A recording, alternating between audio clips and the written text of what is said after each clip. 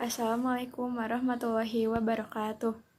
Tepangkeun nami abdi Rafeifa ti kelas 10 MIPA 3. Nomor absen 30. Bade macakeun dongeng anu judulna Kuda Hade Budi. Aya hiji maung, keur mah geus kolot katambah gering.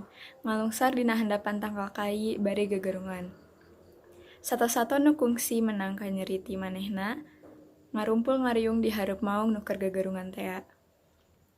Ceuk munding, sia mah gegerungan, rek nyambat ka saha, moal aya nu nyaah ka sia mah.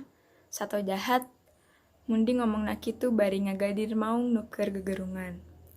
Nempo kalakuan munding kitu, sakabeh sato nu harita aya di dinya seuri akeuy-akeuyan.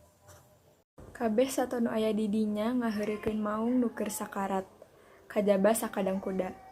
Nempo sato-sato sejen galumbira teh manehna mah ukur gogodeg, ceuk domba. Kunaon sakadang kuda kalah gogodeg kitu?